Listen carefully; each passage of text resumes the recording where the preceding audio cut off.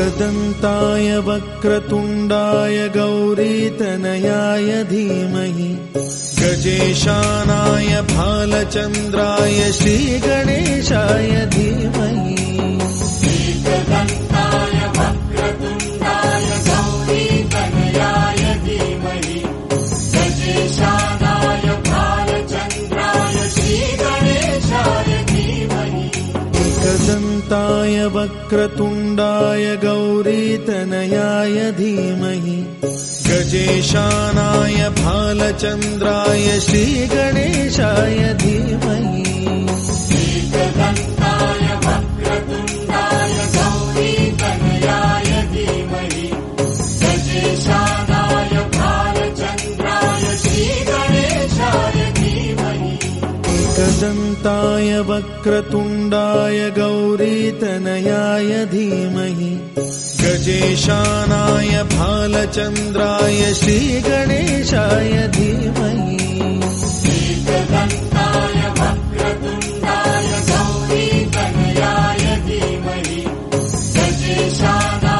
भालचन्द्राय श्रीगणेशाय धीमहि एकदन्ताय वक्रतुण्डाय गौरीतनयाय धीमहि गजेशानाय भालचन्द्राय श्रीगणेशाय धीमहि एकदन्ताय वक्रतुण्डाय गौरीतनयाय धीमहि गजेशानाय भालचन्द्राय श्रीगणेशाय धीमहि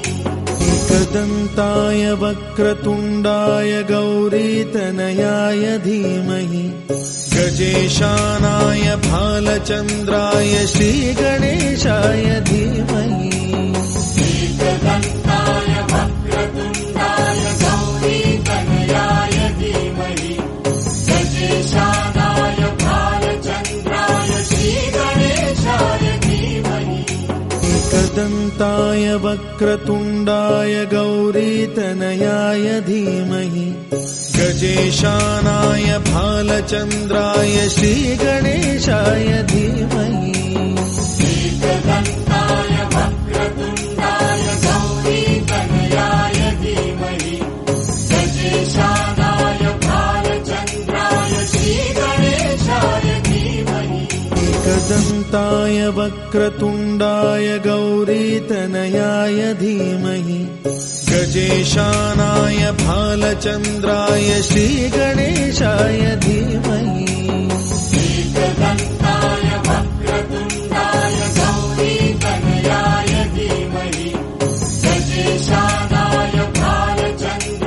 श्रीगणेशाय धीमहि एकदन्ताय वक्रतुण्डाय गौरीतनयाय धीमहि गजेशानाय भालचन्द्राय श्रीगणेशाय धीमहि एकदन्ताय वक्रतुण्डाय गौरीतनयाय धीमहि गजेशानाय भालचन्द्राय श्रीगणेशाय धीमहि एकदन्ताय वक्रतुण्डाय गौरीतनयाय धीमहि गजेशानाय भालचन्द्राय श्रीगणेशाय धीमहि एकदन्ताय वक्रतुण्डाय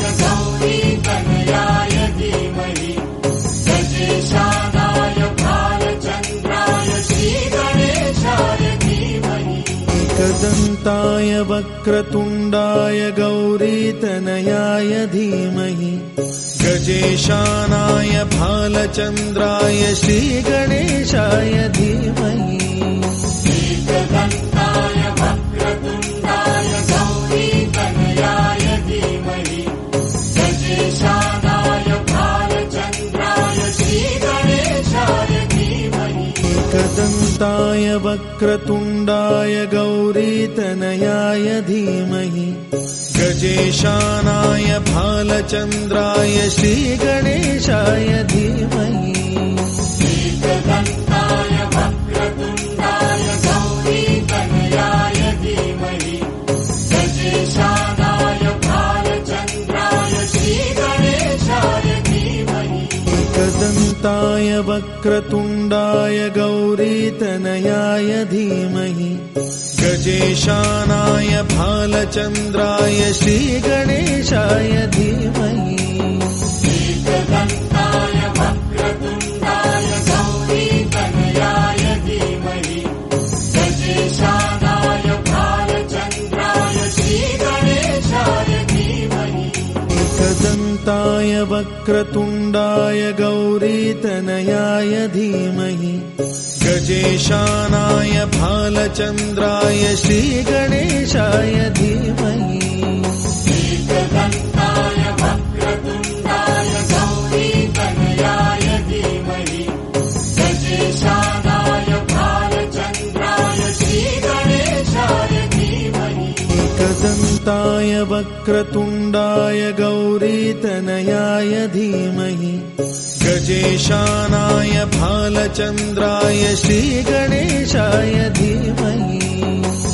एकदन्ताय वक्रतुण्डाय गौरीतनयाय धीमहि गजेशानाय भालचन्द्राय श्रीगणेशाय धीमहि एकदन्ताय वक्रतुण्डाय गौरीतनयाय धीमहि गजेशानाय भालचन्द्राय श्रीगणेशाय धीमहि एकदन्ताय वक्रतुण्डाय गौरीतनयाय धीमहि गजेशानाय भालचन्द्राय श्रीगणेशाय एकदन्ताय वक्रतुण्डाय गौरीतनयाय धीमहि गजेशानाय भालचन्द्राय श्रीगणेशाय धीमहि एकदन्ताय वक्रतुण्डाय गौरीतनयाय धीमहि गजेशानाय भालचन्द्राय श्रीगणेशाय। गणपति मंदिर पूना से 30 किलोमीटर पे दूर पे है और यहाँ पे ऊपर चढ़ने के लिए 5 मिनट लगते हैं और 179 सीढ़ी है